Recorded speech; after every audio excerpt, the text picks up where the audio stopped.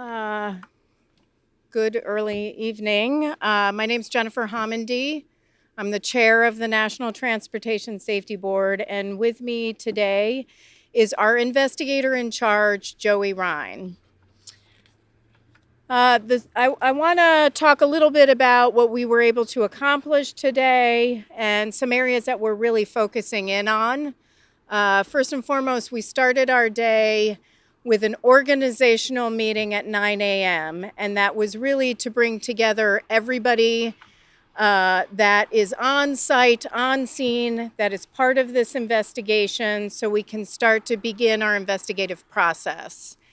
And I do want to talk a little bit about our investigative process. So we're a very transparent agency at the NTSB. A lot of our information is publicly available, and we try to provide as much information as we can while also making sure it's very factual and available. But how we conduct an investigation on scene, we work through what we call it is a party system. What that means is we identify participants. These are entities that can provide factual information that will help us in our investigation. These parties or entities are not part of the analysis portion of our investigation, that we are completely independent and that portion of our investigation is independent. That is something we do, that analysis. But we want to make sure that the factual information is correct. So in this case, we have designated the following parties to our investigation to help us gather facts. And that's the Federal Railroad Administration, the BNSF Railway, Amtrak, Missouri Department of Transportation, Missouri State Highway Patrol, MS Contracting LLC, and that's the trucking company. Sheet metal, air, rail, and transportation workers, or for short, SMART, and the Brotherhood of Locomotive Engineers and Trainmen, or BLET. So as I said, those parties will help provide the factual information, and there's a lot we will request and have requested of them, and we'll gather those facts. And how we do that is the parties are assigned to certain groups for gathering that information. So we have formed 4 groups. Mechanical. The mechanical group will evaluates and tests all things mechanical on the train, including the brakes. We can tell you we do not have concerns about mechanical issues. We tested the brakes. There are no concerns with the brakes. Then there's the operations group. The operations group looks at the operation of the train, the method of operation, employment, training of train crews, crew member certification and qualifications, any sort of medical issues. That group also evaluates the event recorder. And yesterday I stated I would provide information on the speed of the train. The speed of the train when the horn started blowing, which is about a quarter mile out from the crossing, at that point was 89. At the time of impact, it was 87 miles per hour. The speed at that crossing is 90 miles per hour. That's the speed limit. So again, 89 about a quarter mile out, 87 at impact. The next group is crashworthiness. So there are always going to be accidents or crashes. What we want to make sure is that when there is an accident or a highway crash or any sort of accident in any mode of transportation, that people walk away, that lives aren't lost, that there aren't serious injuries. And how we do that in our investigation is look at how could a life have been saved here. In this instance, lives were lost on the train. So we're looking at survivability. We're looking at seating configurations. Some of the seats move and rotate. Now, there are locking mechanisms. We've made recommendations on this in the DuPont, Washington accident that we investigated involving an Amtrak train, where the seats weren't locked and the seats swiveled. That has an impact on survivability. We're also looking at lighting, handles, windows, doors. On the windows, we're going to look at ejection or popping of the windows. We can say there were no passenger ejections in this accident, but when a window is ejected and the train is on its side and sliding on its side, ballast, gravel is coming into the train, into that train car, and that has an impact. So we've had recommendations on windows popping out or popping in for decades. So that's something that we're going to look at as part of this investigation. Now, I'm really happy FRA had Volpe out here, which does a lot of its research and engineering also on passenger windows. And so they were taking a look at that too as we were going through the rail cars, which was really helpful. Again, our goal is to make sure that people can walk away if there is an accident. Our last group is the highway group. They're looking at the profile of this crossing. So again, we're really narrowing in here on two issues: crashworthiness, as I just described, and the profile of this crossing. And I know folks may not have been out here at this crossing yet. This is a very steep crossing. So again, there are 6,500 crossings in Missouri. 3,500 are passive crossings. In this case, there was a stop sign and crossbucks. In some cases, there's only crossbucks. But we have to look at the approach to this crossing. It is very steep, which really has an impact when you're moving pretty heavy, large vehicles or combines if you're a farmer moving from field to field or to a farm. And so we're also looking at the surface on top on the crossing once the vehicles get on top. We're looking at sight distance. Can a driver see down the track? And that's not just looking at vegetation along the track, but it's also looking at what might blind a driver's vision. For example, a column in a vehicle or very large mirrors. That can have an impact on whether you can see a train approaching. And then we're going to look at the motor carrier itself. And so, as part of that, I want to talk about, one thing we're going to do tomorrow with the assistance of the motor carrier is we are going to take an exemplar vehicle and approach the crossing. That's going to help us see what others have seen. Now, I was really pleased that a lot of you brought up the community has really been focused on this crossing for years.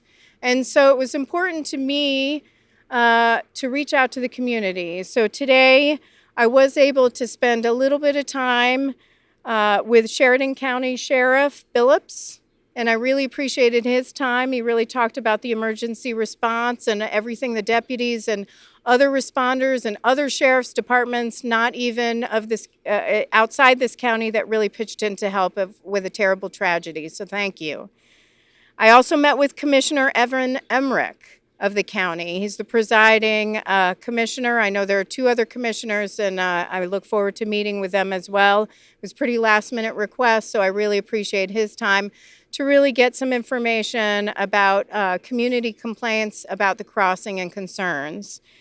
And then I met with the farmer, one of the farmers who've raised concerns about the crossing, to really see what he's experienced. He farms in 3 areas around that crossing, and it's important to see what the community experiences. Now, investigators were able to view the forward-facing camera, but a lot of work still needs to be done there to really see to really gather information about the operation of the motor vehicle, or the truck in this case. We're going to see if the electronic control module, which we sent back to our lab because there could have been a little bit of damage, we don't know that yet. We're going to see if there's any information on that. We don't know yet. We're going to, like I said, look at an exemplar vehicle and navigate the crossing to see what might have impacted sight distance or getting up that steep incline. We're going to do the visual sight exam, and then we've got to look at the video a little bit more to slow it down to see if maybe any wheels got hung up. We don't know. That's going to take some slowing the frames down to see. So a little bit more work there. We're not going to hold any more media press conferences. However, our media folks are always available, and feel free to reach out to them if you need additional information. I will say that in about 2 weeks, we will have a preliminary report to release that does not contain analysis. That contains factual information, so it's about 2 weeks for the release of that. I will say, though, for the NTSB, whether it's 1 death, 10, 100, 0 is always our goal. And it would be a tragedy if we left here without talking about next steps. I understand that there are so many crossings in Missouri, and that there are some that may be in more dire shape than this one. But this is the one I'm focused on right now because people died, and I'm here. And so I'm going to use this time to get folks together at 6 p.m. I'm going to talk to FRA, the Federal Railroad Administration. I just called the acting administrator of the Federal Highway Administration, and BNSF, Amtrak, the state, and hope to bring the county into this and see what we can do. We might not have a plan tonight, but certainly we should walk away from here with what are the next steps we're going to take to make sure the next person does not die. There may not be, and I've heard this, there's not a lot of traffic at this crossing. Well, you know what? There's 1 person crossing. You know, it could be somebody's child, or a driver who has no other way to get to a levee because they couldn't make a 90-degree turn and this was the way they had to go, or a farmer going field to field. Or it's 400,000 people who are transported on the Southwest Chief annually on this train. That is my concern, and it would be a shame to walk away without talking about what are the next steps. How are we going to address that? And that's what we're going to talk about at 6 p.m. So with that, I am happy to take questions. We're going to start with first name, affiliation. If you have, keep it to 1, but if you have more, happy to take more rounds. We'll start here, and then we're going to go over here to Malik. Brian Johnson, ABC 9 News, Kansas City, ABC affiliate. Talk about, there were 2 trucks from what we heard, and that there may have been a dust cloud, and it may have been harder for the second driver to see. What did you see on the camera from the train that might help in this investigation? So the question is that you had heard there may have been 2 trucks and a dust cloud. I will tell you on the video, we did not see another truck. There is 1 truck. It was hauling aggregate to the levee for an Army Corps of Engineer project from a quarry, carrying pretty large pieces of rock. The vehicle was moving. You can see the vehicle moving down the road. There is dust. but we see on the video a lot of dust behind the vehicle. Certainly there could be movement in front of the vehicle, because we have video from away from the crossing. I think tomorrow, when our folks get into an exemplary vehicle, they're going to be able to see what might have been seen. Was there any dust? But there's a lot. There's a lot resting on a driver to be able to see a train at these crossings, particularly when there's such a steep incline. You have to look for the train. You have to worry about, am I going to get up? Am I going to stall out? Am I going to get over? Then you're worrying about any sort of obstructions on the vehicle itself, sight distance from any sort of vegetation. So there's a lot that goes on there. We're going to be able to determine more as we get through tomorrow and the weeks ahead. So you said that the train. Sorry, one more, name and affiliation. You said that the train, the speed is 90 miles per hour. It hit the truck at 87. When it flew its horn, it was 89, about a quarter of a mile out. Can you judge based off of the cameras and based off of that event recorder how close the train was to that crossing when this impact happened? Would you like to answer that question? Could you repeat your question, please? So you said that the speed limit is 90 miles per hour. The truck was going 80, or the train was going 89 miles per hour down the tracks a quarter of a mile out. It hit the truck at 87 miles per hour. Can you judge how close that train was when that truck was coming across? Oh. Yeah, I got it. Okay.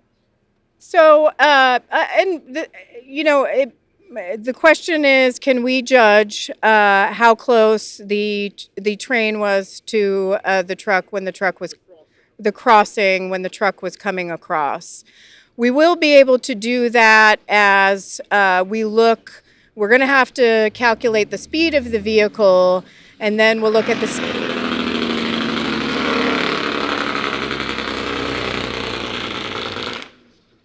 We're going to have to use the video to help determine the speed of the vehicle, which our highway professionals can do. I talked with them about that this morning, and then calculate the speed of the train so we can determine where the engineer may have been able to see that truck. Of course, there's always the expectation this truck will stop. So there's a lot that goes into that. What I will tell you is when the train hit the truck, there's an angle on this crossing. So where the impact came as the vehicle was coming across, it really hit on the rear right side of the vehicle. And as it was coming across, because it was angled, so you can see it hit on the rear right side on that angle. Sir. You mentioned the steepness of the approach. What other impressions did you get about that crossing from meeting with the farmer and Well, the steepness is what other impressions did I get of the crossing? That was the question, particularly since I met with the farmer. It's important you hear what the community faces challenges with. The farmer described he has a combine that he moves. There's 2 trenches there, and so he's got to make sure that it's in the middle and he doesn't, slide off or move off. So he's focused on that as he goes up. But the incline, it's very steep.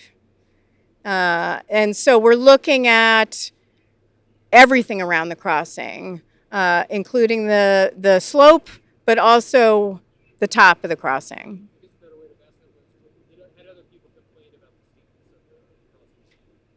The question is, had other people complained about the steepness of the crossing to me? The farmer I met with did. I will say that when I met with the county commissioner informed us there were other complaints about the steepness of the crossing from others in the community. It was the steepness of the crossing as well as just navigating the crossing in general and sight distance. Sir. You kind of answered my question already, but you said you talked to the sheriff, the presiding commissioner, and the farmer. What was the main thing you got out? Oh, Mark Slavic, which you know, 13K RTG. Oh, what was the main thing you got out of those conversations? The question is, what was the main thing I got out of the conversations with the sheriff, with the county commissioner, and the farmer? With the sheriff, I really appreciated his time because he really talked about the emergency response and how much he got help from other jurisdictions in a terrible time of tragedy. And so that was a discussion to just sort of see what happened in the moments afterwards. With the county commissioner, I specifically wanted to hear about community complaints regarding this crossing, and there was information he was able to provide about the community complaints, which I had just mentioned, around the steepness of the crossing, sight distance. From the farmer, it's important, especially when you have people within the community who've raised concerns for a number of years, to hear from their perspective what their challenges are. I just wanted to hear directly from him, and I really appreciate his willingness to chat with me about that. Honors of KSH 341 in Kansas City. At this point in your investigation, is there any indication if the engineer or other members of the Amtrak crew were impaired at the time of the crash? If so, what time? You want to talk about that? Yeah, so you're asking if the crew was impaired on the train. Or any other member of the crew was impaired at the time? Right now, there's no indication of that, but we're still looking into that. We're looking at the event recorder and the video to determine that. Have there been drug screenings of the crew so far? Not at this point, no. Malik. You talked about the next steps. Two questions. How imperative are those next steps? You said this community is supposed to be at 6 p.m. You said it really don't matter if it's 20 lines, it don't matter if it's 100 lines. The next steps, and you're here at this question. How important are those next steps? And then a word to the community. This town, this small town, there were more passengers on this train who live in Mendon. But everyone in this community stepped up, and we have to talk to one of those community first responders that ran over to the train to just help the person that was there. Can you answer those two things? Yeah, the first question is, how important are the next steps? An investigation, from my standpoint, is really just the first step. I've said this many times. Safety isn't improved until the lessons learned from a tragedy are addressed. And if there are concerns with this crossing, we have significant concerns. We also have concerns about making sure that people are able to survive an accident when it does occur after a terrible tragedy, particularly those in the rail cars. Action needs to be taken so that another accident doesn't occur, another death doesn't occur, another serious injury doesn't occur. It's imperative that we take action. I know that there are a lot of, like I said, I know that there are a lot of crossings, and there are 2,200 grade crossing collisions in the United States annually. But this is the one I'm focused on right now. And we can do something about it. Not the NTSB can only do an investigation. We don't do funding, we don't do regulation, but we've got a big voice, and it's important that we take this time to honor those who lost their lives and the serious injuries and make some change, make some improvements. We know there need to be some improvements. And so I'm going to see what we can do. I have I spoke with the administrator of the Federal Railroad Administration. Like I said, the acting administrator of Federal Highways. I have their commitment to work with me. I'm hopeful I have the commitment from others on the state level and with Amtrak and with BNSF, but we can take action. We can do it. And so I'm going to see if we can take those next steps and where we can go. from here.